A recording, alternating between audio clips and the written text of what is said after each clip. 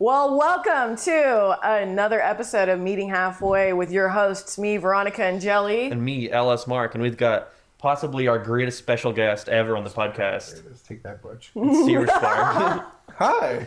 I should probably put my phone in silent mode before we start, but you know what? Let's see what happens. Yeah, you know if what? I get a phone call, let's answer during the. Yes, and they get to be on the show. Grandma died. Hey, Mom, you're on the podcast. Yeah. Coming down. That's funny.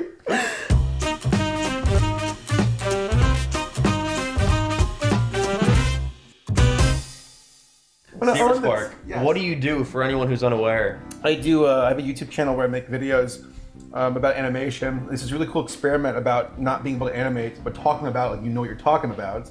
And so far, it's worked out quite well. So I'm really excited about that. Do you feel like some people kind of like give you a hard time for that? Oh, a lot, yeah. And rightfully so. I think it's good to have like criticism where folks are like, you don't know what you're talking about. I'm like, yeah, you know, that's why my friends who I surround myself with are animators and artists, and I'm like, teach me.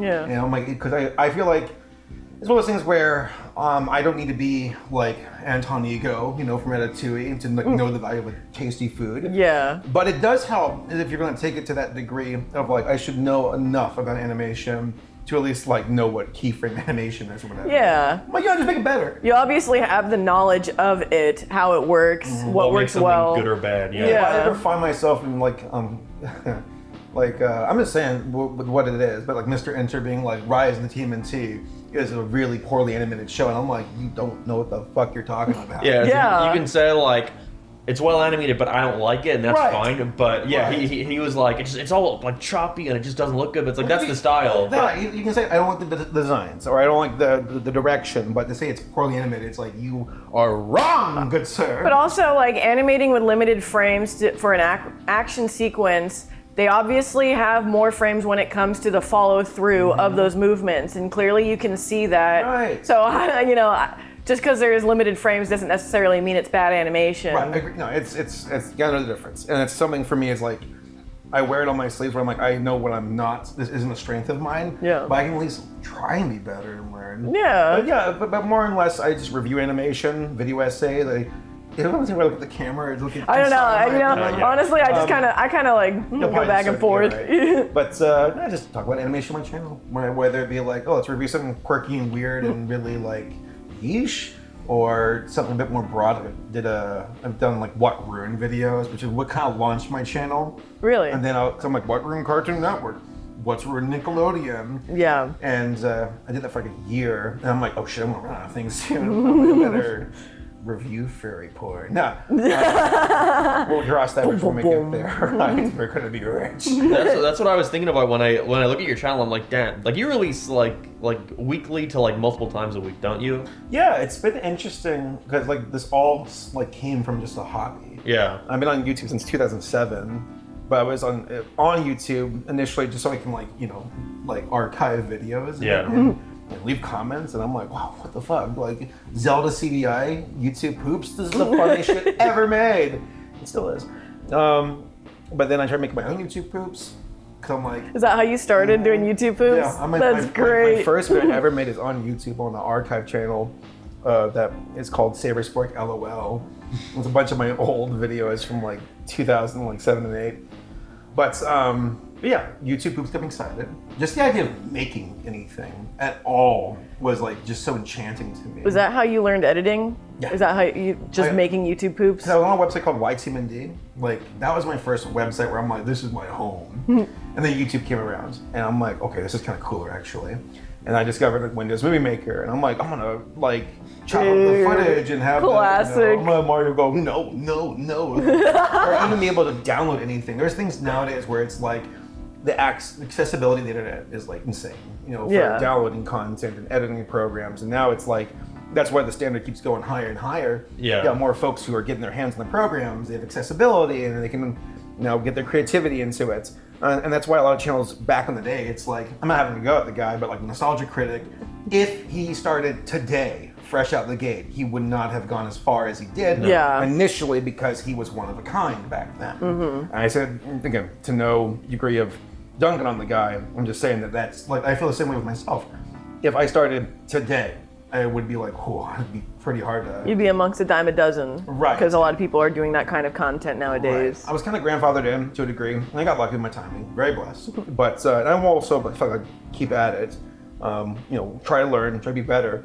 But at the same time, knowing that like the landscape is just growing more fiercely competitive, which keeps me on my toes. Because I see some channels with 50,000 subscribers. I'm like, you're fucking phenomenal. Like, you are very genius with your approach, your personality, both.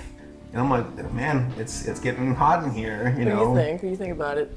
I think about like competition. Yeah, the competitiveness of it all. I try not to focus on that at all. Like, see, I have this thing where I don't like watching videos that are in kind of like the same genre as what I do. Same. You know, I kind of like, I don't even really like enjoy watching, like I'll watch like my friends mostly, but it won't be for like the content. It'll just be like to support my friends. Right. You know, that's what I like mostly spend my time on YouTube doing. Usually I'm not watching YouTube to like watch it. I'm watching to just like have background noise at all. Like Veronica always gives me shit, but I don't know any kind of music. I don't listen to music at all. He never listens to music. He doesn't know a lot of movies. Only cartoon movies. Like, so I'll be like, oh, I only listen to this song. It's like one of my favorite songs. He's like, yeah, that's a good song. But I always take the time to appreciate it when you want to show me something. That is true. Yeah, you do give it a chance. That's a good way to do it. Is appreciate it. Because for me, like it's like I'm not like competition. Like I have to plan and be ready, but more of like an appreciator. I'm like, this is kind of cool. It's just like I've always loved the internet and content and creations and artists and seeing how it takes shape and form. And now it's more explosive than ever before with things like TikTok and whatnot. I'm like, that is fascinating to me, and seeing how folks evolve with it is really cool. I guess there's part of where I'm like, Stephen, don't lose sight of like where they're moving. The threshold is. Just so you can be, not like freaking out, but just like how can you be a better artist? Yeah, so you're not so disconnected where you can't improve with what's going on. Yeah, exactly. Well, I hope to always keep adapting, because as soon as that plateaus, it's like, well, you're dead. And not dead like, oh, God, what's my mind? No, you gotta be like ready to like change, because I feel like that's the worst thing like you could do with the channel is like stagnate. You never do anything differently. You never improve. It's too formulaic. That's like you were saying, like the nostalgia critic thing has been doing the same thing for like over a decade now. And his growth has kind of declined. No, he's only really around now because he has that like it's just the name. It's the brand. Yeah. And that's the thing is like to me, it's not necessarily. I mean, this is my livelihood, so I am aware of that. But it does feel like a game where it's like, can I be resourceful enough to pivot and keep improving? Because like my channel, there are channels right now who are just blasting past mine. That's fine. I'm okay with that. For me, it's like, what can I do to be a better creator? Just kind of keep my ear to the ground and learn about the current evolution of the landscape, and maybe I can hopefully keep improving and keep retaining numbers. Because my growth is still going. It's slow. That's fine. I'm already in a place where I'm like, how the fuck did I get here to begin with? This is insane. Mark was like telling me the other day about like you made a post on your community and like it blew up. It got you like 10K subs just from a community post. I remember you tweeted about that. Oh once. Yeah, that was a weird little era where the community tab. YouTube has a bad habit of introducing a new feature that's like recklessly powerful. Yeah, and they want you to use the feature, so they give it like a bunch of like power in the algorithm. So community posts are like, I'll put like a poll up on there that I spend like 2 seconds like putting up, and it gets like 200,000 votes. You're good at that. That's smart. You're one of those folks actually where as a creator, I see how you adapt, and it's inspiring. Yeah, and I'm like, I should steal that idea. But more of like the image polls. I'm gonna do it this Thursday with what's the ugliest character from this movie I'm gonna be reviewing this weekend. Yeah. And it builds anticipation. Exactly, anticipation. That's what I was gonna say. I think it like, if I can like plant kind of an idea in someone's head of like, what do you think about this new thing coming out? And like they go like, oh well, he like is asking a question about this. So when I eventually make a video about it, it's like, oh, he asked that question weeks ago. I wonder like what he's got to say about it. Stuff like that I try to like pay attention to. Yeah. A whole earworm where they're like, oh, that's what he's doing, and whether it be like, even if the video doesn't do so well or kind of middle of the road or it is great, you're kind of conditioning your audience to at least know that's like the way of doing things, the hype, the building. I kind of do the same thing every week where it's like, oh, new video tomorrow, or like then an hour before it's like, oh, new video in 1 hour. That's smart. The same thing, where I try to hype it up as and it's always like it's always on like a Saturday. I try to like make sure it's all kind of under a schedule, where even if I'm not uploading every week, you at least know like when there is going to be an upload and like when to expect it. Subconsciously, they're going to pick up on that. Yeah, exactly. They're building a routine, and it pays dividends down the road because they'll go, "It's a Saturday, so new LS Mark video." I think YouTube favors that too, consistency in the channel. They want that. They want structure. They want to make sure their audience can like depend on this. And there's some channels that can take a break, like in a historian, take a long break. Yeah. And he's back and he's crushing it. Dude, But- I love his recent video, the cave video. He is one of the best. Yes. One of the best. I've never seen such a wonderful combat. Well, he's one of the best when it comes to taking like just his personality, his writing, his creativity, and then just mushing into his production pipeline with his editing. It's like sharp. Guys, So unreal. good. So- Shout out to internet historians. I got Internet Historian to be in one of my videos years ago, and it was like the shittiest video. It was like my review of Barnyard, and I wanted to. I was obsessed with doing like little nostalgia critic type skits where it's like, oh, there's like an ongoing story. So I wanted him to play one of the characters in like my ongoing story, and look back and I'm like, oh, that's because I made a tweet going like, can someone do like a line for me? And he replied going like, what's the lines? So I messaged him with the lines, and then after like a day I was like, so are you gonna do them? And he was like, oh. I didn't agree to do them, but like sure, like I'll do them, sure. That is so Now you shit. got power moving back and do Yeah. a return. Let's finish that continuity. That's what we're gonna do with Carl Jacobs. Yeah, I if anyone knows Mr. Beast, Carl Jacobs, Say it like that. The Mr. Jake. the Mr. Beast, Carl Jacobs. Mr. Beast Burger. Years you and tried years it? ago, a friend I had at the time was like, "Hey, I want to like, I just went on a podcast and it was really fun with this guy called Carl." So I went on it, and the podcast had like 40 subscribers, and the podcast episode itself got like 30 views, I think. And then I checked Carl's Twitter one day. He had millions of followers. Yeah, and I was yeah. like, what the fuck? And I was like, oh, he's a Mr. Beast now. Cool. Like, I gotta like watch He's him kind of a grow in Mr. real. Beast. He's on Mr. Beast, not he's a Mr. Beast. He's like Mark of the Beast. Stuff like I love seeing shit like that. I do too. In this video, you're going to give me your best stock portfolio suggestions. Ha! Funny, crazy boy. But actually, Carl follows me on Twitter. Oh yeah? And I was like, who's this guy? He's a fan. He's a fan of animation and cartoons. It's great. I always love it when I find people who are like still human in all of this. Yes. And not necessarily like, oh, you have to follow me. I don't give a shit. It's just humbling. Right. It's like, 'cause I feel the same way where like, just talking about like how to use YouTube. For me, I always feel bad because I have to like open an incognito window whenever I do streaming. Because whenever it opens, it's just a bunch of ASMR, you know, which is like Pants scratching ASMR. Right. Girls like licking the microphone and things like that. There's nothing. Oh, this is about the It's just the I'm sounds. tying those news right now, but for me, it's nothing fetishy. It's the sounds. Yeah, I like ASMR too. It just happens like the purring stuff. I'm like, it's always the girls. Yep. But they have the best purring. It does. So whenever my Twitch, I'm like done watching videos, like, you know. I listen to it. suggestions, and I it's listen to it in the a bunch of bathtub. ASMR Yeah. girls, and I'm like, I swear I'm not getting off on this. Yeah. But Or it's. But no, I mean, like, I guess it's just cool to see creators still, you know, participate in watching other content. Yeah, I would agree. It's really funny because, like, you know, we have a lot of friends who all do this for a living, and they're all just people, you know. And people on the outside, you know, they'll see like, oh, you're friends with so and so, or you know this person, and I'm like, well, yeah, they're my buddy, you know. And they're it's human. yes, and they're so polite and kind, and like one of the like best people you know, and it's just like it's really weird that it goes into that weird parasocial stuff where some creators out there try to have that kind of relationship with their fans or their viewers in a very superficial way.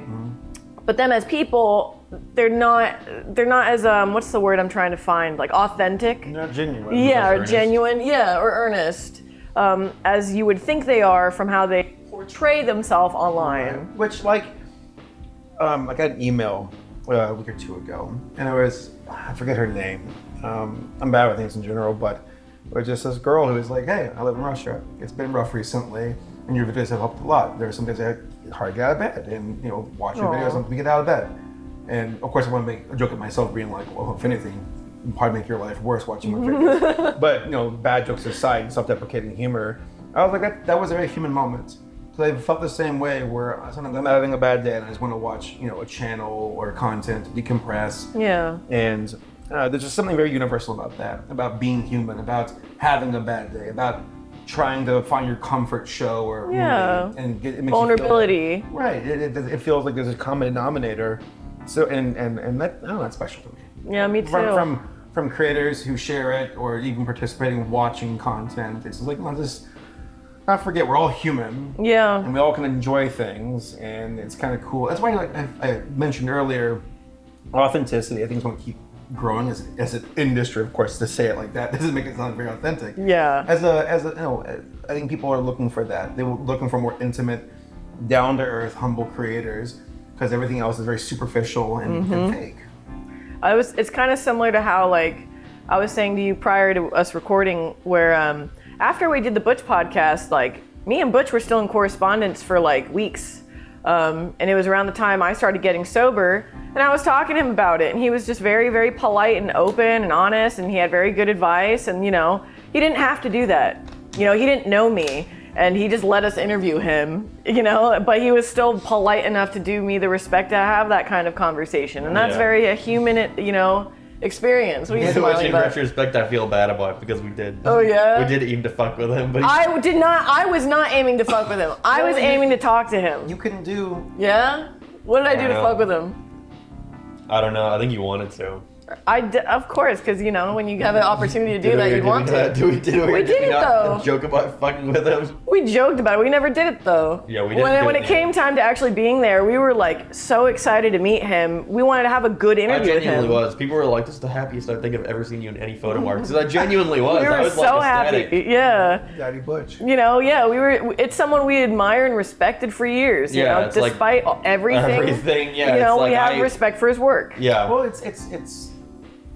it's a complicated guy, Yeah. and there's nuance to his fall where it's like you can have a person because it's anywhere as black or white as we think it is. You have a person you admire, but can still have very human things that you can admire while also being a piece of shit at the same time. Yeah. Axis, inexcusable. You know, Yeah. terrible. Curing autism through prayer. Come on, dude. But also being like, warm to you because he had nothing to gain from that point on. Yeah, That was exactly. Actual him caring for you, being like. It wasn't public. It was literally just emails. Right. You know? There's nothing more to it. So he's.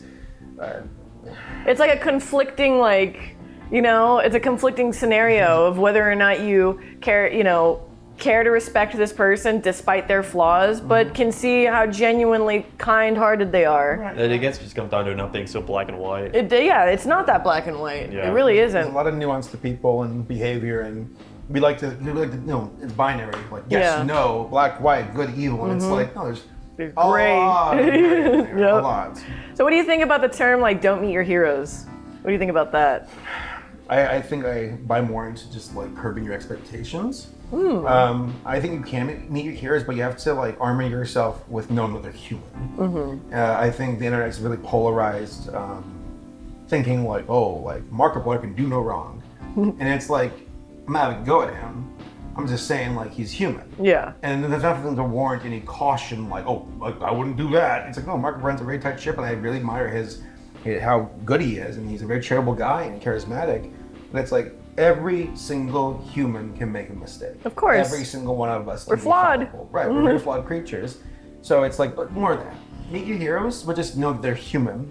So go into get a chance to meet them, just keep that in mind. Manage your expectations. Right. Yeah. I think the internet kind of has a thing though where if the flaw that you have is something that they've figured out that you didn't like outwardly make clear at some point, they think of it like as like an I got you moment, you know? Right. Yes. Like, oh, you were hiding this because you didn't tell me about it, you know? Grounds for cancellation, or Yeah. whatever, which is Shit. the internet. I think it's shit. There's a lot of like, I mean,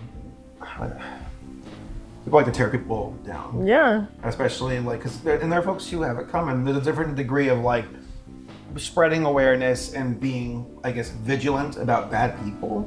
Like for Ellen DeGeneres, who built her entire brand on being a wholesome big chungus Keanu Reeves, you know.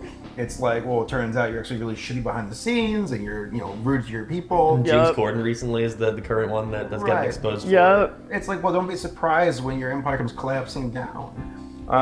That's what they built it off of. Well, I think of that's being what like you a find, wholesome like, Keanu the people that you Chungus. find are the most uncancelable are the ones who kind of like do let everything out there and don't try to put on that like kind of persona in a way, you know? Because again, they're flawed, but they also made a mistake of you built your moat, around being wholesome. And as soon as people will see the cracks in your dam, it's like, oh, well, this is the beginning of the end because people they're out for blood. Yep. Because there are moments where it's like there have been people who have been torn down where it's like, man, that was misguided, or what was it? There was that entire thing with that Bayonetta voice actor. Yes. Oh, yeah. Yeah, and that turned out to like everyone went on like a tirade against like the director and all. The director seems like a shitty guy in general.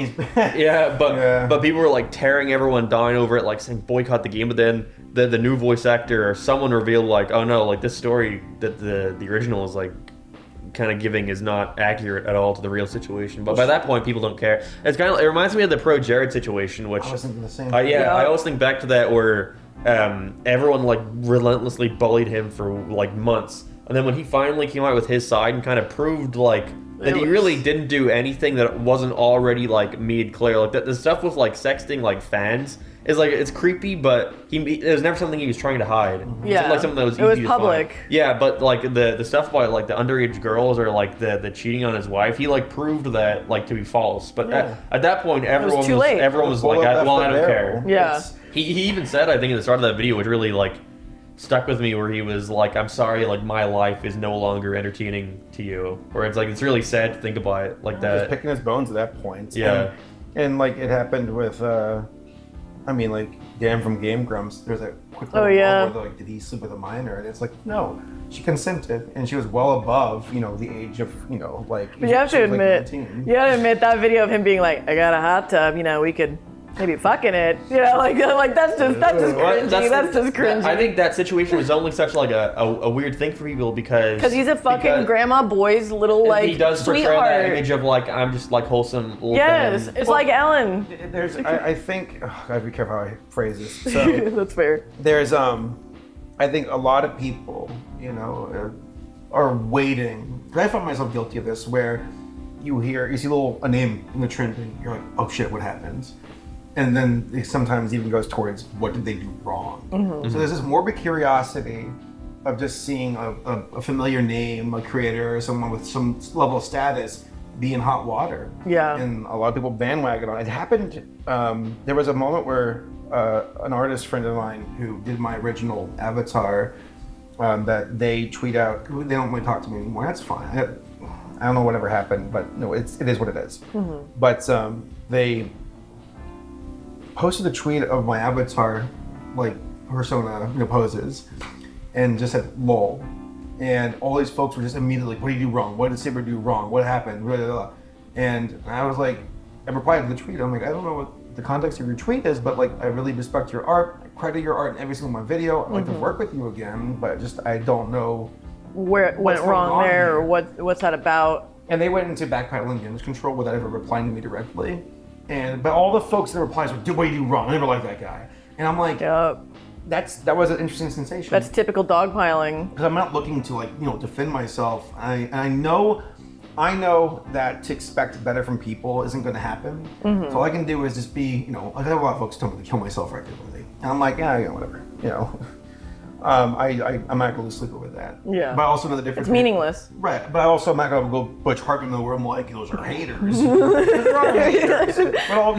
But also I realize the importance of like constructive criticism, and I think I can tell the difference. Yeah. But just at that moment, I'm like, that's an interesting moment of just seeing folks who were like ready to go. Yep. People who are less mad about what you did, more mad about are more like eager to get the chance to be shoot like, you down. I don't like Folks this want guy, so that. therefore this is the justification that I've been waiting for. I get similar which is things dumb in this too. community because I feel like a lot of it just stems from like an opinion on a cartoon or Yes, like a movie. any opinion at all. I've kind of like stepped away from the community. I'm like, first off, I never signed up for this. Yeah. Yeah. Also, like, I'm 30 or 40 years old, so I'm just don't have time. I'm just like, let me just do my channel, hang with folks like you guys, you know, this is fun, this is nice. Yeah. I don't need fandom or community, and that's not a go at the community.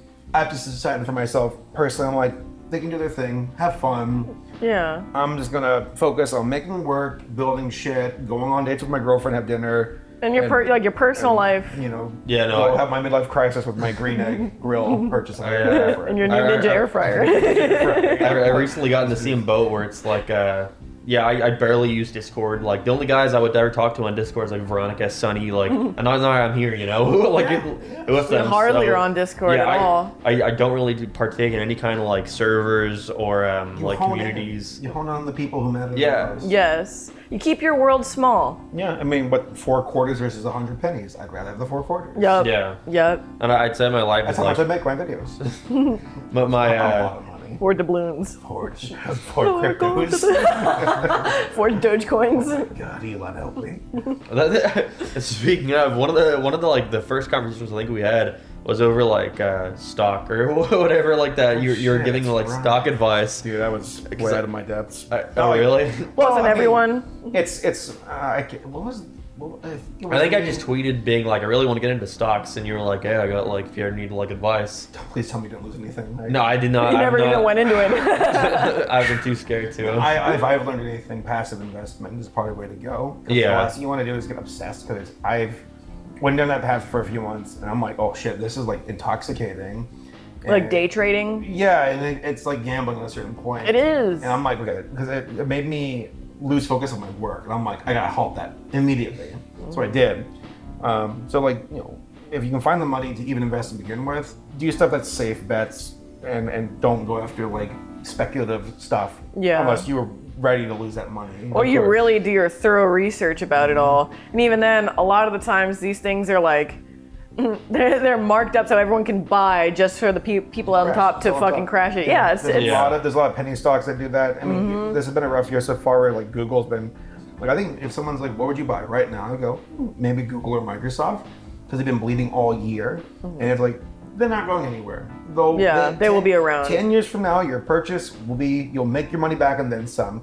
But if someone's like, what about, you know, crypto? I'm like, bro, you're playing with fire. Yup. If you want to, it might blow up or it might completely collapse.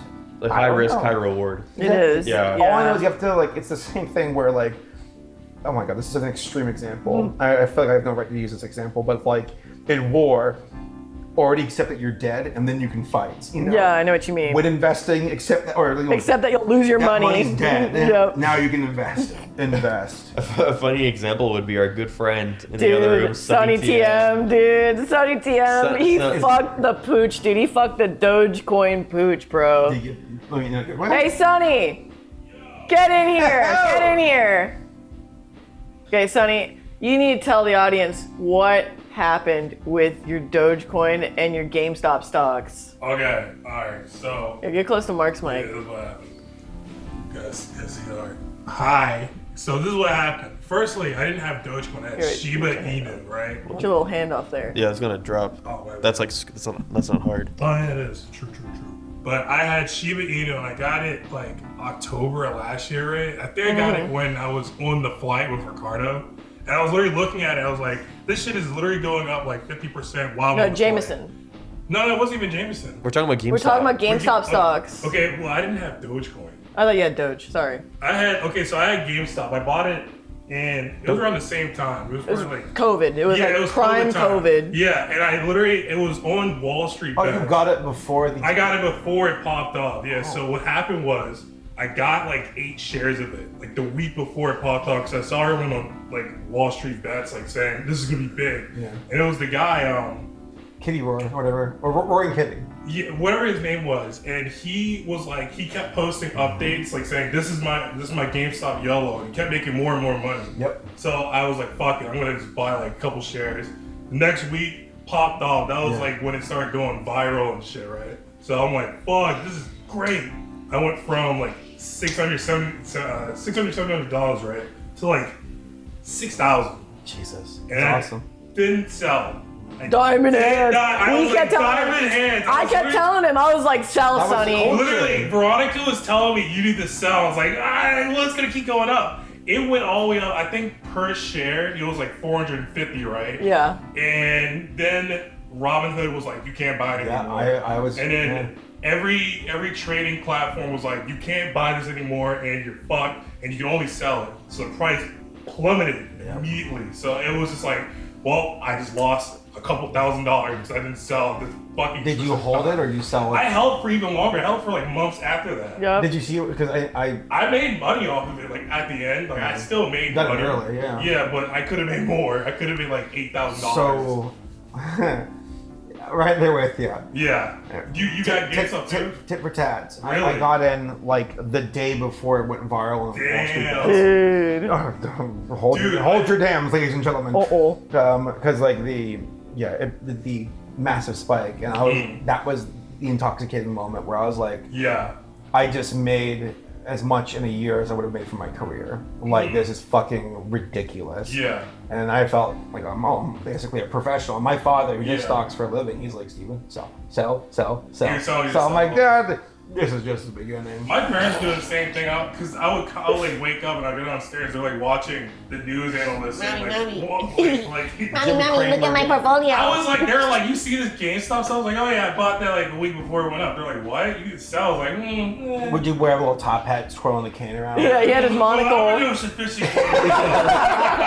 I'll be looking at my Money. investments. Yeah, it's my Robin Hood. You see this? I'm 100%. You had a dumb moment. No, it's that was the thing. It was the sensation of like, what if more? Yeah. At that point, I'm like, I can pay for my mom's house. I can pay for my nieces and their nephews. It's like gambling almost. Oh, it is- a little bit. it is Like as gambling. soon as you get that one, if you don't have It's a high. it's a literal high. You yeah. feel your brain going, I am a Yes. god. And you see all that money. But what if more than God? You Yeah. know? I rode the up. It dropped and I sold, and then it went up again. Oh. Because they did the thing where it went like, because the Robin, Yeah. and then I sold, so I broke even. But still, it was like fuck, like because then it went up again, then drop, went up a bit, drop. Been plateauing ever since. But yeah, that was a fucking trip. Yeah. To be this, there was a moment where I was like, I made 6 digits in one day. Really? Unrealized. Did you? Unrealized. 'Cause Yeah. with my dad, I was like, Dad, I think AMC is a good buy. You were doing AMC too. That was a month before things took off. Really? And my dad took me out of it because he was like, I don't know if there's. I was gonna buy like at $2. So I was like, let's do it. He's like, no, it's not gonna work. And I At to this day, $2? I'm like, old man, I better get that money back in your will, you know. It went up to 40, from $2 to 40. It was literally like popped off. Dude. I bought some AMC too. They ended up that whole time. GameStop got like halted. AMC got Yup. halted. It was a meme. I remember I used to hang out in like the Discord for Wall Street Bets, and like every time opening day like started like 9:30 EST every day for I the was stock rallying market. up for it. Yeah, and it would always be like, okay, when's it gonna halt this time? You would see GameStop go up like fucking 30%, Plateaus. and then Yep. just halted, and everyone was like, well, they did it again. It's Yup. like, what can you do? Yeah, That no, was yeah, a- get out. I Yeah, appreciate check it that. out. It was a journey. Fuck Goodbye, off. Sonny. What's your Goodbye. problem, Mark? Fuck you. Yeah. Watch out for Sammy, What is dude. your problem? Leave her alone. Yeah, no, I always thought if I were to get into my main goal really is just kind of To like blow up and act like I don't know no one. I want to make a bunch of money and then just kind of like get someone to invest it in a bunch of shit to where by the time I'm like 40, I'll just have all this money sitting Let's there. talk afterwards, actually. I mean, Yeah, sure. Yeah, I'm done completely. Though the one thing I hate doing is like actually sitting down and like doing the work myself. I would much rather just like give it to someone. Pass it off. Hey, broker, this lady I have, she's like, yep, just, passive investments. What are you looking for? Something aggressive or slow? And here's the charts. Because nothing's guaranteed. The market, there's no guarantee. Yeah. But like right now we're in a recession, so it's like, now it's kind of like a Good time to buy. If you're looking to like look down the road 10 years, 20 years, 30 course. years. That's exactly what he wants. Yeah. We'll talk afterwards. I know a person. For sure. Smiles. know a guy. It's me. Want to get money? Buy crypto. Mr. Krabs. I don't know crabs. That was too good, dude. That was too good. I was immersed. Sorry, thank you. I'm so glad that you know who Larry the Lobster is, not Gage. Larry the Lobster. Well, he's where are you? Oh, dude. Oh my God.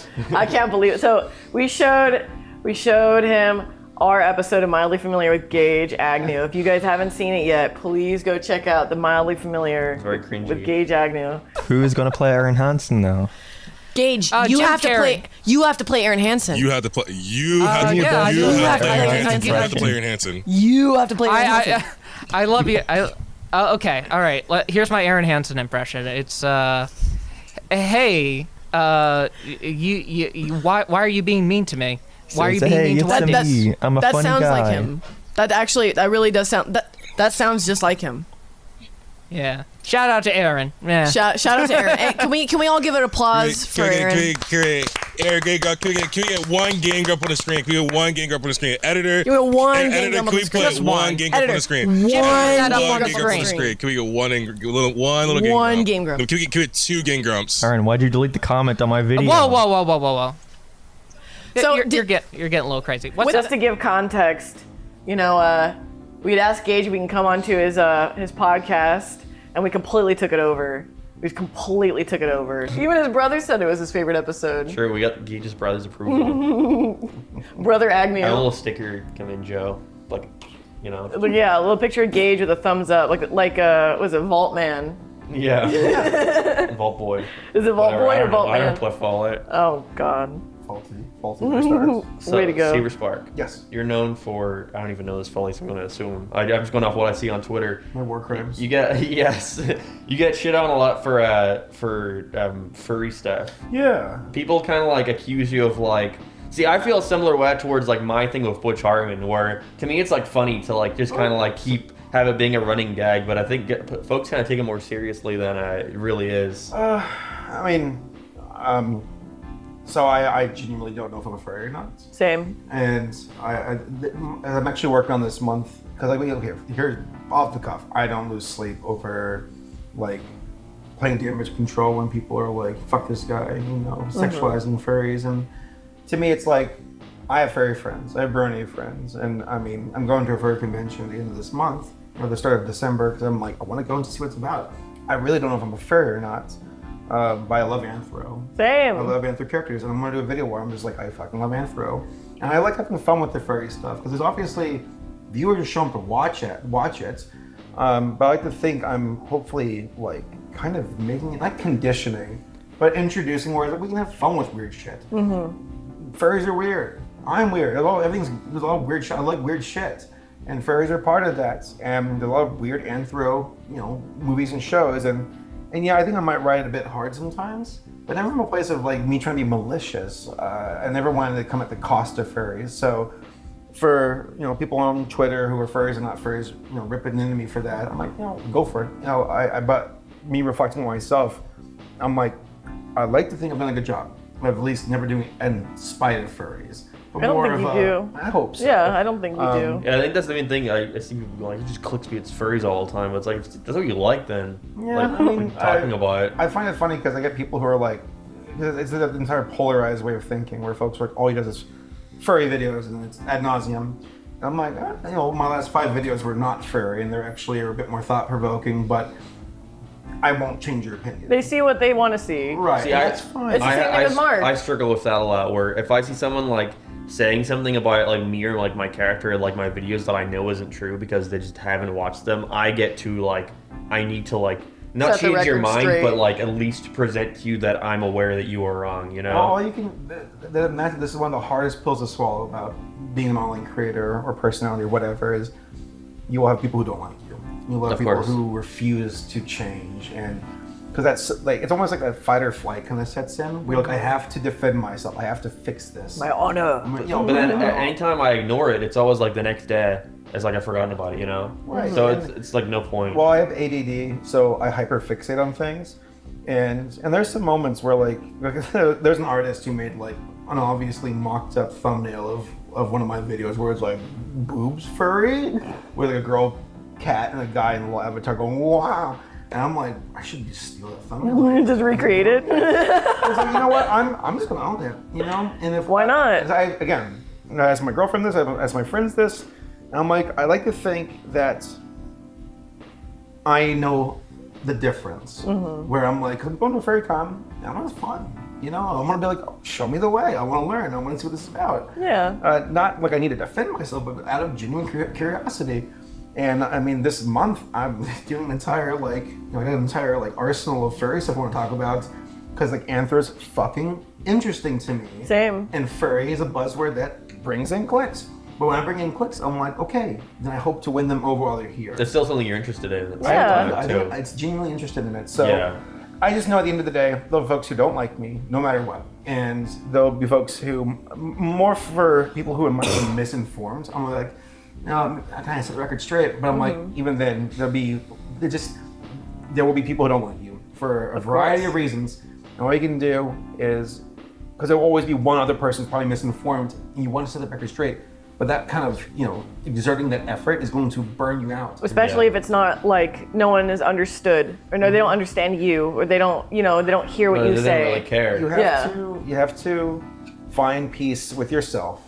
Hopefully your actions and your character prevail, and then look for that net gain of like, I'm still making progress, and the higher you fly, the more people will be like, fuck you, Yeah, that's what I've been slowly like realizing. That's a problem I've had for like, I'm working on a cartoon right now, because I talk to Veronica about this situation all the time, where I'm working on a cartoon, and I find myself more often than not kind of getting trapped where I make a part of it and I'm like, well, what if people don't like this? Like what how can I win over everyone, even the people who hate me? You will not. That's exactly what I told them. It's not gonna happen. Yeah. I was like, you will always have people who will say, this is shit. But it's always a thing where I'm like, I'm aware I can't please everyone with it, but I want to. But then it's never the... When there are people who are like, I hate Spirited Away, or I hate Lord of the Rings, or I hate Beauty and the Beast, and I'm like, okay, like, well, I think your opinion is poorly formed. Yeah. Because there'd be people who are like, I just don't like it,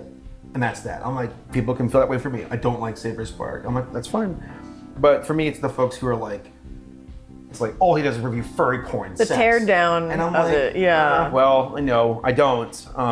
The intention of their opinion. Right, and I see some of that stuff get traction on Twitter, and I'm like, I'm always have to reverse it where I'm like, they know who I am.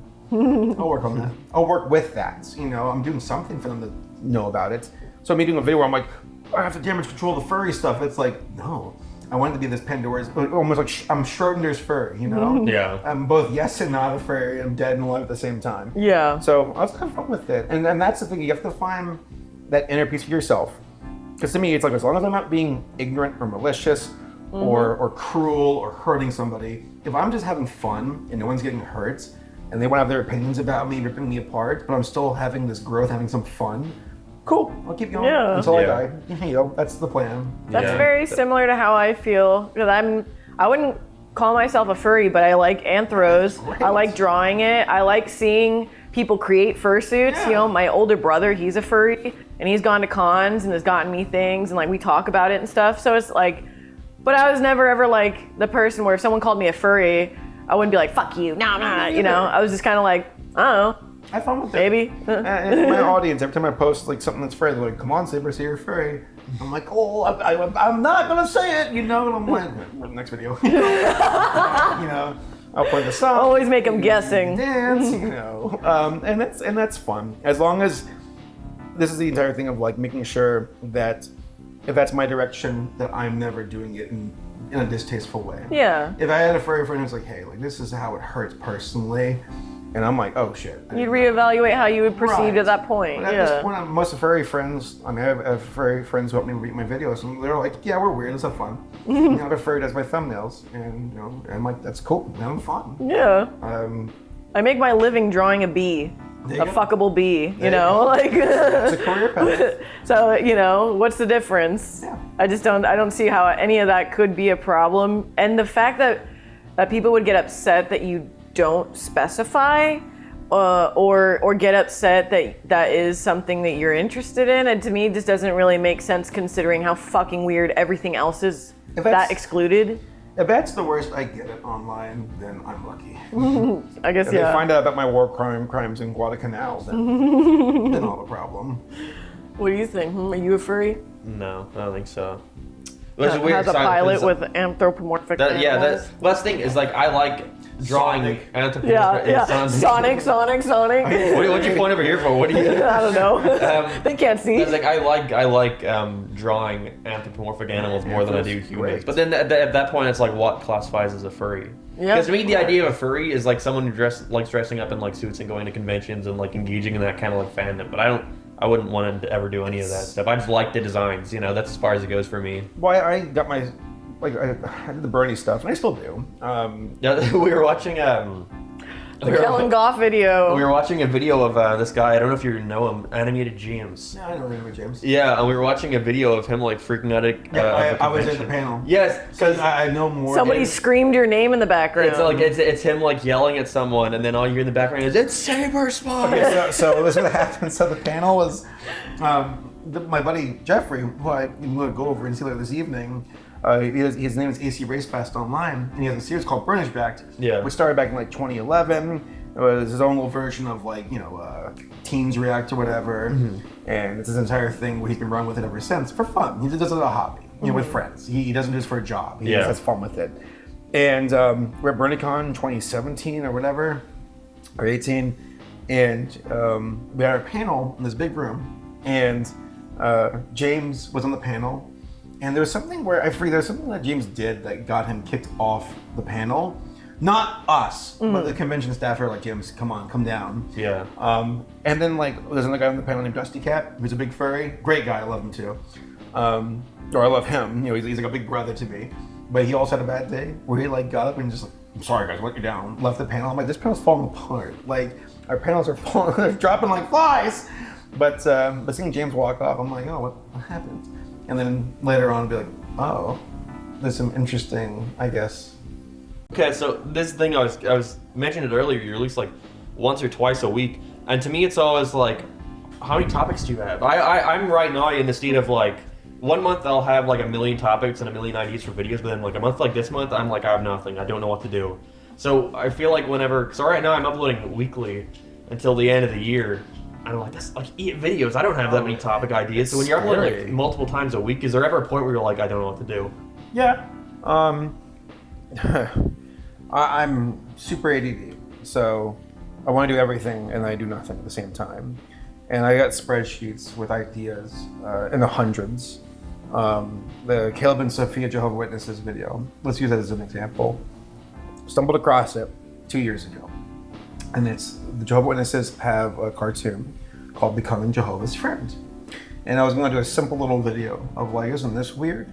But the more I looked into it, the more I'm like, this is really bizarre in what it's trying to do. And also I got a lot of emails back where folks who are disfellowshipped Jehovah's Witnesses. Yeah. And practicing Jehovah's Witnesses being like, hey, it's not a cult. But the ones who left the faith being like, it's a cult. I'm like, oh, this is religion. And I have to be careful with this. And I really throttled my progress for the video. And now it's like been, because I typed in my name on YouTube, just something weird like that. And I say Saberspark and autofinish Jehovah's Witnesses. And I'm like, okay, so there's anticipation here. So I want to make sure I deliver on it. So that's taken years to research. And hopefully it'll come out this December for a big old, because I'm like, I want more bite to my videos. And this is where like earlier I'm like, I want to be a better creator, know more about the technical stuff so I can be better about taking it apart and add to the experience of me discussing things. But also like, I think there's something cool about videos that have like, it's important to have a thesis for most videos, unless it's a review and there's no really thesis, you're just reviewing it. Yeah. But for the Jehovah's Witness one, I'm like, what's the goal? And it is to say, is this show brainwashing children? That's my thesis. Let's see take it apart. Yeah. But I have to make sure I'm dotting my I's and crossing my T's. Doing your due diligence, doing your research. Right. And I have so many videos, so many thumbnails, so many projects that are just in limbo. Because I'm one of those folks where I'm like, I'd rather wait and do it right or just cancel it. Yeah. I had a video where it's like, what room the Disney Renaissance? And I spent like a lot of money with cool illustrations for this, and it's in limbo. It might never happen. I've got like probably well over 25 projects that are just in limbo. That's so weird to me. I can't do that. I forget about them sometimes. I have a thing where I just put all my like focus into it. I will like not stop thinking about it. Like even right now I'm working on a review of Sonic Frontiers because I got it early. And that's all I've been like playing or like thinking about for the past like week and a half. Yeah. Version. Or like whenever I was doing, I recently did a video where I reviewed all the 5 Nights at Freddy's books. And that's the thing where I went and bought all the books and I was like, okay, this month I'm going to spend one day reading one book until I'm done. And there's like 20 of them. And and by the end of the month I will have a finished video, Well, that's usually how I work instead of like working on multiple stuff at once. I work on multiple things at once. I have like an 8-page comic commission I need to get done. I have other commissions, and then I stream, and then I draw an animation for myself, and then I make an animation for somebody else, and I just kind of do it all at once, and they somehow get done eventually. Eventually. Different creative types, different ways of processing work. For me, I always feel like I have something. Though, and there's a lot of dynamic. I could peel apart with my production pipeline, but it'll get boring. I have a great team. Love them. They're fantastic. They lift me up, and I'm made better by their presence and their very wonderful contributions and talents. But I guess there are weeks where I'm like cold feet. I need a quick reactionary topic, like the Prince video I did a month ago. And that was very much so. I'm like, look at this now, because I need something by Saturday, ready to go. And also I work with a lot of sponsors who have, click. Yeah. And I can at least safely say I never put out a video where I'm like, it's actively shitty. I mean, you say that. I'm sure a lot of folks are like, no, you got some shitty videos. But there's never one where I'm like, oh man, I actively hate this. This was bad, and I did it just so I can get a video out. I have moments of like really summoning my strength. Write, record, edit, let's get it done. It's a video. Is it the good video? Because the Moral Oral video I released last Saturday. Which I love the thumbnail, by the way. Thank you. My artist, Rishi, Lizzie, she's the furry one actually, and she did the thumbnail and she killed it. I loved that thumbnail. And she's new to the team, and she's been, again, lifting me up because of it. Oh. With her thumbnail art, I love that. I love seeing, like, it's like this machine that you have different mechanics with different skills working on it. But that Moral Oral video took a while to do, to research and write and watch and blah, blah, blah, blah. Got to the point where there's like 4 days until that Saturday, and I'm like, hold it. Like, let's just wait till the next Saturday. Let's make this a good video. And right now, it's not exploding, but it's doing really well. And more importantly, because the first 5 hours it was released, it wasn't doing well. Yeah. And I was like, I like the video. I'm proud of it. It felt good. I felt like we tried harder, and my entire team did a great job, and we actually had something to say. And damn it, that makes me feel good. Yeah. That's the trade-off. It's like if you're only focusing on views and like not the video itself, then that will like destroy you. But like my 5 Minutes at Freddy's book one, again, like I think right now it's been like 9 days and it's at like 600K, and it's like the work I put into that was a lot of work, but I'm still like, that's 600,000 views on like a video by books. I couldn't be like happier with that, You might have just opened up a brand new avenue of creation. That's what he was saying. Like, okay, now I got to do all the Diary of a Wimpy Kid books. That's the cool shit about taking a leap of faith, is you never know what it might open. Yeah. Where your audience is like, hey, we really love these books, and you're like, More well, content. give the people what they want, but never to the degree where it burns you as a creator or makes you compromise your own integrity. Yeah. So but all in all, like I am notorious for saying, here's a schedule, team, and literally 10 minutes later, I'm like, oh, hold on, I'm changing it. And rarely will a schedule go according to plan. And a big part of that is because I need to build a buffer. And I've been struggling to do that for the last 2 years because real life waited until 2021, and then this year in particular, get really serious. And I, depression and just burnout and it's being human. And I'm finally rallying. I'm like, okay, let's lighten the load. Let's build that buffer, and next year will be better. Yeah. But for now, let's keep putting sally forth into the schedule. And let's try. And if we don't make it to particular videos, we can hit. It's okay. Life goes on. We'll try again. The thing, I feel like having a set schedule, even if you don't make it, is still good because you're still working towards something instead of just not doing it at all. Because whenever I didn't have a schedule for videos, release like one a month, just because I'm like, But now I'm like, okay, I'll release one video like every 2 weeks, and if it takes 3, it just means it's a bigger video that will pay off because it's going to be like larger. Well, you've done exceptionally well, especially your large videos. I'm like, that is fucking phenomenal. Thanks. So the YouTube algorithm has taken notice. Your viewers have, of course, taken notice. I've noticed this video's popping up more and more. I mean, do you feel happy? Yeah, definitely. Sometimes I put one out and I'm like, I could have like put more, but it's always like 1 or 2 episodes where I'm like, I could have said more about that one. But then I think about the grand scheme of things. It's like this one that's 40 seconds of like a 7-hour video, You have evolved at an incredible rate as a creator. Like, I look at the landscape and I'm like, Mark is making waves. So your integrity, your charisma, your oh gosh, what's the word? When you like have good larger goals. Wow, all the words to screw up on. Your work ethic. There's a word that escapes me. Your diligence. But just your overall scope of what you want to do it seems like you found this really good like middle ground of like it's a feasible production, ambitious is the word I'm looking for, but also you getting this fulfillment as a creative, while also hopefully pays the bills. And to see this rising tide, it's something to really admire. You should be very proud. You know, I appreciate that because I often do like struggle with like I'm not very like I'm very self-deprecative. I think in terms of that stuff where I don't really every video I put up I'm like could have been better. You're a perfectionist. I'm a perfectionist, but not to the point where I always said I'm a perfectionist to the point where I'm always right to criticize my own stuff, but not to the point where I'm like, okay, I'll go fix it. You know, at a certain point I am like, all right, good enough, but I still always like think about it. There's a stupid quote of all games from StarCraft in this very whatever cutscene, where basically you got you're familiar with Kerrigan. It's an alien queen human creature in charge of the Zerg, the little, aliens. And there's an alien creature in the story mode named Abathur. And he's like this basically this alien creature from the Zerg who like evolves the creatures and makes them do all these different things. And there's this dialogue where the queen character, she's like, hey, so your job is to make things perfect. And he's like, yes, I try to make it perfect. And she's like, but never achieve perfect. And he's like, perfection's a goal that you can chase. You can never attain it, but you can chase it, you know? Yeah. Can't catch it, but you can chase it. And I'm like, I like that. Like, being a perfectionist is good because it keeps you raising the bar. Yeah. As long as you can, temper it with expectations, humility, and also knowing your limitations as being a human. Because if not, then you'll burn yourself out, and then you take it out on yourself. But in reality, it's like, well, you're trying to build all of Rome in one day. Good luck. So the hope is to look back 5 years from now and go, I've gotten better. Yeah. And I can say it for myself. I look back 5 years, I'm like, I've gotten much better. I need a lot of room for improvement. I hope to look back 5 years from now and say, I've gotten better. So that's, to answer your question though, as far as a video pipeline, there's enough. There's big projects, the big, and I hope to achieve a lot more of those next year. When I did my VeggieTales video, I'm like, that felt good.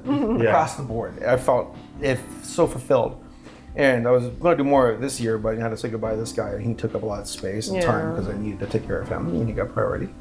But no, I feel optimistic and ready to get Sally forth into next year, and whether it be the tier 1 big videos for a month, or the more of like the middle second tier in the ground, or the third ones where it's a quick topical review of like the Puss in Boots movie. This is my thoughts. Yeah. Those are easy to punch the clock and move on. Yeah. But no, I prided myself on trying to be a hybrid, where I'm like, I can be nimble. I can have moments of a really good video and other moments where it's a quick, whatever. I definitely relate to that. So you have to kind of like measure it out, where it's like what goes in, what comes out, and can you hedge your bets. Like I did the Pinocchio quick vid for the recent one, and that one got like 800,000 views. And I recorded that in my closet before a flight. I watched the movie the morning it came out. I recorded a quick vid, I threw it to my editor, and we had it done. Boom, 800,000 views. And the week before was a video that I spent hours and hours and days on, and it got like 1/5 the view. That's the nature of it. Dude, yes. You take your losses, you take your wins, you do But it then all. that's 2 videos that accumulatively you got like a million or so views. That's how I look at it. That's the how net gain. Yep. I think I literally in December I was here and I just got a computer here to work, and the new Wimpy Kid movie came out, the CGI one. Yep. And I remember I was supposed to record like the next morning. Someone was letting me like borrow their booth, and so I woke up. I went to bed and I woke up at like 7 a.m. and I was like, I have to record this in 2 hours, and I haven't even wrote the script yet. Fuck. So I spent like 2 hours just being okay, quickly get my thoughts done. The video got like 500, 600K, and I'm like, a part of me's like, I don't deserve that, but another part of me's like, well, whatever, I'll take it. That's part of the job. Yeah. Yep. Sometimes you just throw it out there, because to YouTube, it's all the same. Yeah. They got their pound of flesh. And you take your wins, because Lord knows there will be a time where you upload a video that you put a lot of thought into. That's part of being creators. You'll have those moments of making something that's meaningful to you, and it won't do well. Yeah, I don't even That's okay. I've completely stopped looking at analytics when a video goes up. That's better for you. Yeah. That's better. And the thing is, you want to look for like, on a macro level, that at least it's like it has a flat lines where it's a concern, but more of a, no, we have a nice steady incline, keep it up. Yeah, I upload a video and like after a week, it's kind of a thing where, oh, okay, I'll check, and I look at the view count. I don't look at the analytics, I just look at the count, and I'm like, okay, that's good for a week's video. That's healthy. I do the same thing. And I look at metrics every now and then just to kind of like assess, from like, okay, I love statistics. But at the same time, YouTube, its little studio is very, very maniacal, where it's like, this is your best video, little fireworks emotes, and it's like, this one didn't do so well. It gives you all the metrics where it's like view count and it's like a tick, but sometimes the tick isn't like colored in, it's just like it's just grayed out, so it's like, yeah, it's doing all right, I guess, where it's like, fuck off, They're pretty trying to incentivize you to crafty. keep going. Right. Yeah. I'm sure they Or make you feel bad so you do better. But it feels like it doesn't fully understand like you, because like I upload some videos that are 6 hours long and other videos that are 10 minutes. When I upload a 6-hour one and then the next one's 10 minutes long, they're like, well, that video was watched for an average of 40 minutes, but this one is only watched for an average of 5 minutes. It's like, yeah, it's not even a 40-minute video. Yeah, There's no chance it would get that much. They're like, oh, something watch times now for this 10-minute video. I feel that same kind of feeling when I work on a project or I work on a little series, and it doesn't do as well as like a throwaway like lewd picture, Well, it's like, obviously tits sell. Right. But it's, I try not to focus on that as much anymore. I just kind of put it out there and just move on and go to the next thing. Because otherwise, then you're just bumming yourself out, and then that just demotivates me. Right. And I'm sure you guys get that same feeling as well. You have to put the power in your own hands and how you react to it. Yeah. And because there was that recent comic, the 4-panel one with the guy, he's like, The guys in see. I'm sorry, as soon as I saw that, Toucan I'm Larry? like, bro, you just invented a meme format. Like, that's That's the new bike cuck meme. Remember Or that? the new guy meme. Yeah, like new. Yeah. And sorry, but this sees a little silhouette character walking with a ripped paper. on So the ground. shit. I'm like, I know, I'm not trying to have a go at the guy and his concerns, because it's valid. It is But valid. again, put the power back in your hands, because it's like you're getting upset at things that are popular because they have broad appeal. It's universal. Sex, or fandom, Or memes. Yeah. That's very accessible versus your very niche characters. Mm-hmm. So it's like making upset, being like, why do people look like Star Wars and not my stuff? It's like, it's fucking Star Wars. Yeah, that's why I'm like, that's, I say that shit in the sense of laughable. Right. That's to me, it's like, how could you get so upset at what you already know people like? If you really wanted progress, If it's all about views, then and, why don't you- attention, then play into that, exactly, yeah. And yes. This is where I know that there's an entire Hollywood mantra for actors. If someone's going to achieve it, do one for you, do one for them. Mm-hmm. Do one for you, do one for them. I would love to do a video about Mad Max Fury Road. If I uploaded it on my channel, no one would watch it. You don't think so? Maybe a handful, but I'm not. It doesn't have the same common denominators except for me talking. Mm-hmm. Yeah. For some folks, it's not enough. Gotcha. I think it's really cool that folks would show up at all. It makes me feel like, okay, I have that I contingent think you'd of be viewers. surprised. And I'm not saying that to like down. No, I know what you mean. But and maybe I would be surprised, but there are things that are outside of my wheelhouse that I will talk about. I have a video game channel that's been, that's a very much so, in progress kind of thing. Yeah. We're currently kind of overhauling it and taking a break. But I have a video where I've played every single Star Fox game. And the video was working title of the Star Fox franchise has an identity problem or crisis or whatever. And of course, a very liberal amount of furry, in the thumbnail. But that's on hold because I'm like, I don't feel good. I want to wait. But I would, for me personally, I'd rather start a project and halt it to make sure it's right. If there's that much, momentum and weight in it. Yeah. But if it's something quick, like the Prince video, I'm like, the Queen died, so I'll do a video about the Prince. Yeah. That's fine. No, I have that exact same mentality where it's like, yeah, I'm making a YouTube video for anytime I upload one of the ranking videos, because it's like I'm usually it's a safe bet that this will do well. It will do well. So I'm always like, okay, now I can afford to do whatever I want next. Right, Or you've got your bread and butter. Yeah, or I'll upload that, and then the next one I just uploaded once a 10-minute video of me talking about childhood nostalgic stuff that kind of evokes a creepy feeling from it, and it's that video got 150,000 views, but a part of me is well, the ranking video got 1 million, but then the other part of me is well, that's a video of me talking about such a niche topic that only really applies to me, and it got 150,000 people watched it, But again, that game. And also Yeah. these moments where you do a smaller video, because you're like, that's easier this week, and that's time I free up to work on a larger video. Of course. Yeah. Yeah, right now I have It's to. not just one project. Yeah. You're looking at this on a grand scope. You're not winning the battle, you're winning the war. You'll lose some battles, but as long as you're winning the war, then that's in that game. Of course. Yeah, right now I'm uploading, can't lie and say it's not sponsor based, but I have recently accepted an offer of like, oh yeah, 4 videos on November and 4 videos in December, and I don't do 4 videos a month. I do like 2 at most. And at first I was like, oh yeah, 4 videos, that's nothing. But then I'm like, oh, that's every week hits you. finishing a video and then having to immediately start the next one. And I want them to be like shitty videos. Like the one this week coming on in a couple days is gonna be like an hour-long video. The previous one was like 15 minutes. The previous one was 3 hours. You know. But it is that thing of like, holy shit, how long can I do this for before I like burn on it? You have to bring on help. That's the one thing. But also, like, you're the kind of creator where you can already kind of visualize how much is going to go into it. And Yeah. you see it all at once, and it is intimidating. Yeah, I try to like Like- fill it up by going like, oh well, the new Wimpy Kid movie comes out in December. There's 1 done, and I want to put out a ranking at the end of the year. There's 2. I already have like 2 out of the way now. There's that Sonic Frontiers That's comes out. I'll put that in the good. main channel. So it's just like kind of like filling in the gaps with like Seeing stuff what that I is know. coming Like, up and around, yeah. You can't, and it's just a weird thing where it's like, you eat an elephant one bite at a time, or whatever that old Yeah, I know it- turn of phrase, whatever. But like, you have to like make it digestible. You can't just do it all at once. You have to like break it down into a pipeline, Yeah. and make it manageable that way, one step at a time. While also acknowledging you'll have some burnout, you'll have some self-doubt, you'll have some anxiety. But as long as, at least for me, I'm like, just keep going, keep pushing. Nothing will ever really help me address my anxiety for work except for just doing the working, work. yeah. Yeah. Even if it's a bad day, at least I fucking tried.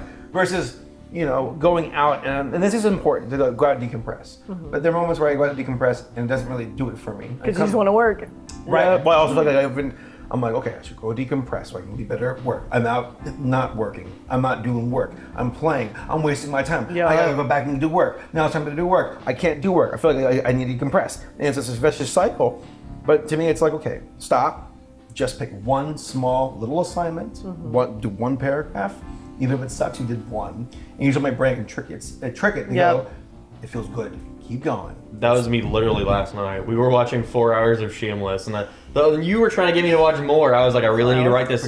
I have to fucking do. I have an hour-long video this Saturday, and I haven't started it yet. And she was like, well, the press is play on the next episode, and I'm like, no, fuck off. Yeah, okay. How much work did you get done after? Like 5 pages of a script. You got 5 pages done? that's good.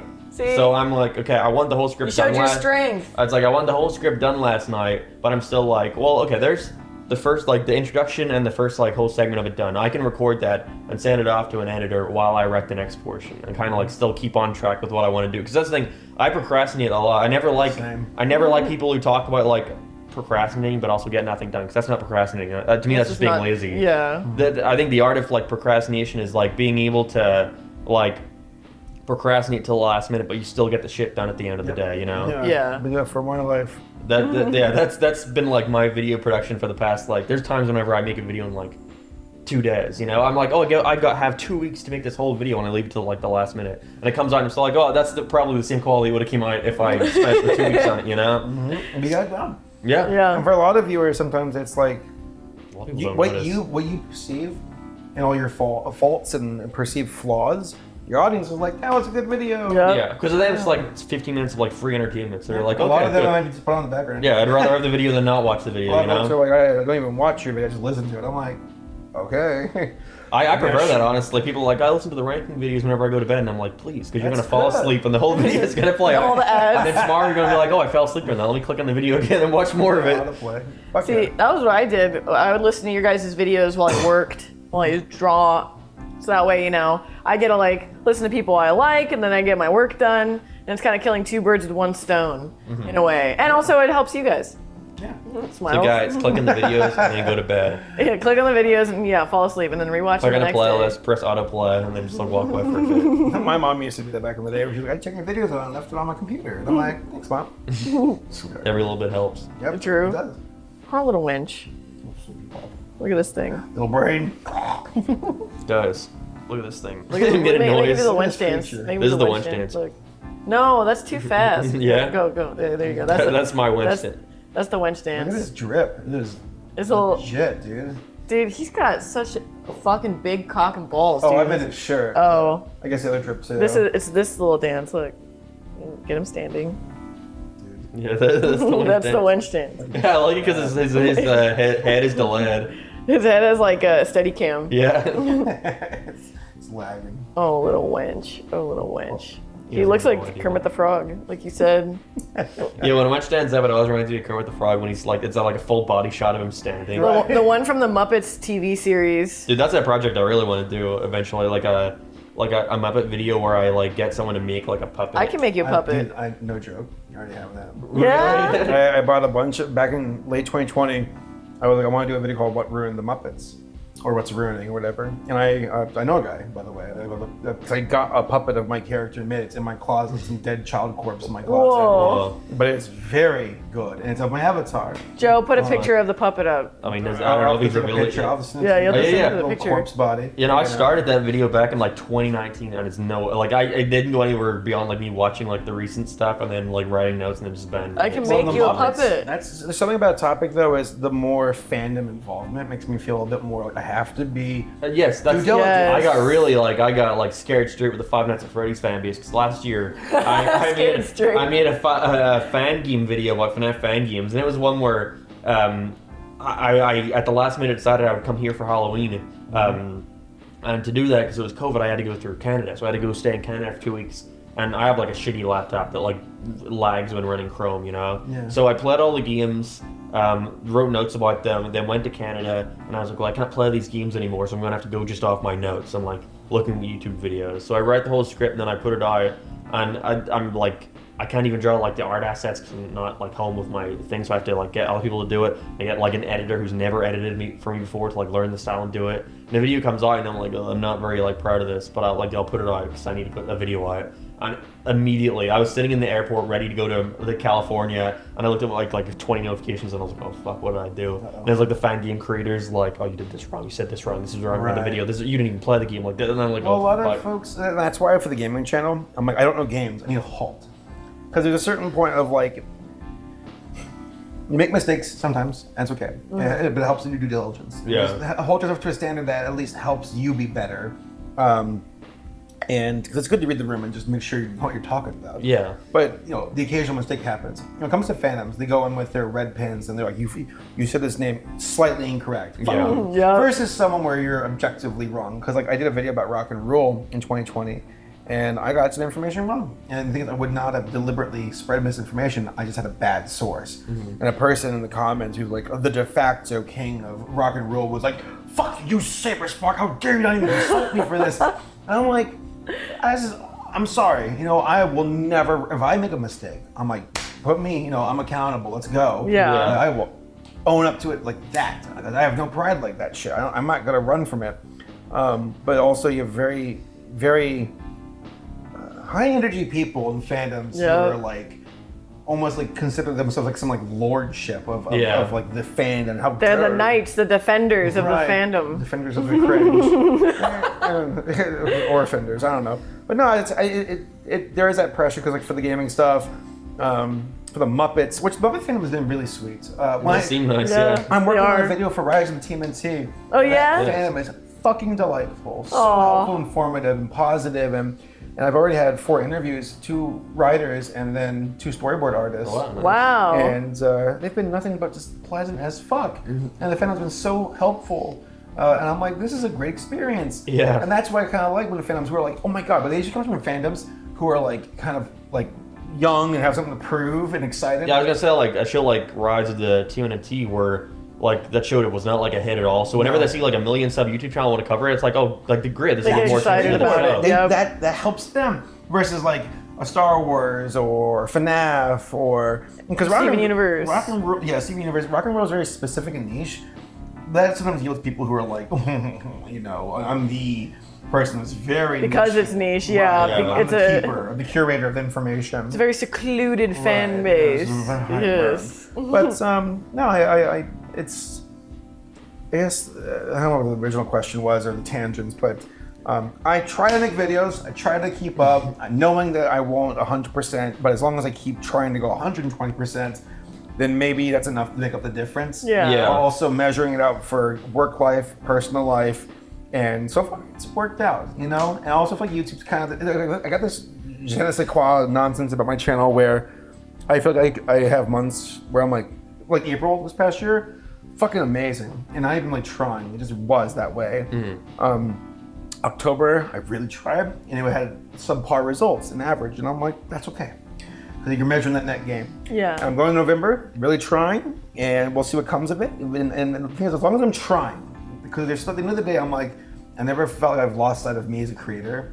Yeah. I'm not some brilliant artist. I'm not an animator. I'm not the best at any particular realm. That's okay. Yeah. If I can be this hybrid just on his own personal journey, try to be better and keep growing, and also take care of my team and be worthy. That's the most thing. Be worthy of the viewers who still support me. That's I'll hold my head high on that one. Yeah, it's a good way to look at That it. is a good way of looking I at get it. in the opposite sometimes where if I have like a bad month, I'm always trying to like be ready for when like things go down to like so back in like May, I think I He had would like, not stop talking about how he's like, I think this Channel's is it. dead. I I was think like, this is the end. No, dude, my girlfriend gets it all the time. I'm like, that's it. The channel's over, and she's like, you said this 3 times. He so far. says it literally, so much. Every time I'm like, channel's dead, that's it, done. It's always the next month is like the biggest month. The next month was the SpongeBob ranking video, which got like 3 million views, and I'm like, oh, okay. You're back, baby. But then even like, You kind of need that though. Keeps you on your toes. It does keep you on your it toes. makes you want to go like, okay, I need to save this. Even if like nothing needs to be saved, You you're know like, what it I need is? to do better. It's the Charlie Bucket golden ticket moment. You know what I Yeah. mean? and like, there's a certain, because people will say like anxiety's bad. I'm like, it's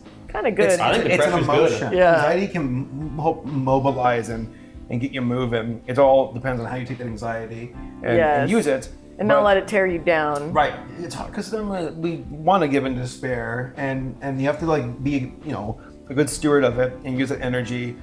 Where like October's kind of I had some videos that I'm like I really wanted to do well, they did not, and I'm like let's go. Like I'm taking the energy, I'm gonna go at it. I'm gonna keep going at it until it works. Because what's the worst case scenario? It just doesn't work, and that's the way it went. The end. Yeah. That's Yeah. fine.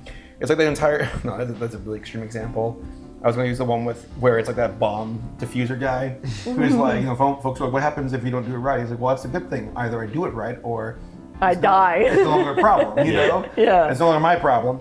And it's the same thing with my channel where it's like I keep trying, and if it doesn't do well, that's it. I will take my bow on the stage of life and say thank you and Keep move moving on forward. and find the next thing. Yeah. Yeah, that's what I was While saying. diversifying it, and I have like 2 other channels I want to do next year. Not like they have to be massive, but more of I want it to be nice, intimate, and fun with my friends. Yeah. Yeah. And if that's enough to pay the bills and keep, because I'm very blessed, and I'm gonna keep going as long as I can. And things like Nostalgia Critic is still doing this, which is kind of reassuring. Because like this guy has plateaued, declined and plateaued. And he's looking at sponsors, stamps.com, He's still paying for a big warehouse. Right. And employing all these like 50 million Costumes. people. He's Yeah. got an editing. office. He's got an office. I'm like, you're doing something right. Yeah. And that's kind of reassuring to go, like, even if and I'm not having to go being like, I have to drop to his levels, but to know that, like, sometimes you do so well that your fall, it might be a fall, but you can Graceful one. You can make it a graceful one and Yeah. still make it advantageous. Yeah, advantageous. Yeah. Make that work for you to where you can keep making money without having to like, okay, I have to prove Raid Shadow Legends in every single video. Yeah. I've gotten like no joke, like 25 inquiries this like month alone for Raid. You can always tell when they get their campaign push because they're like you get them from everybody. Yeah. Yeah. Raid Shadow Legends. This video is brought to you by Raid Shadow Legends. No, it's not. I definitely get. I'm in that moment for the past like year where I'm like, okay, I have to recognize this will not last forever, and therefore I want to like put my eggs in like as many baskets as I can. So I have like a second channel where I just talk about Sonic stuff, which got like started as like just a nonsense thing, like I'll put whatever on there. It's not really highlighted. It's got like 77,000 subscribers, which is like okay for like pretty good. a niche Yeah. topic like channel. It's fine.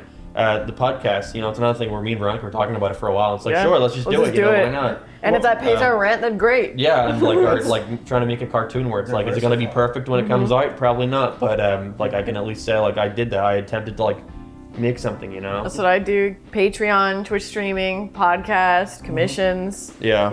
I put my hands in multiple baskets. You're taking the momentum and you're trying to amplify it. Yep. Yeah. Well, at the same time, preparing for the future by like again, I want to take a lot of money instead of just sitting in a bank account and put it in somewhere where if I get to the age of 40 and it's like, oh, I don't even have to do this anymore because I just have all this money built up. I'm like, sweet.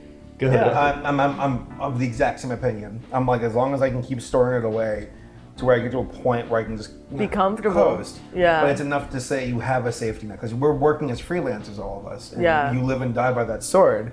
YouTube does not do 401k contributions. Nope. They don't Yeah. provide you health insurance. Neither does Patreon or Twitch. Yep. By the way, the pro tip for the audience: like if you have a YouTube channel or any kind of creative endeavor, incorporate and report your taxes, what you make through that company, or through that corporation.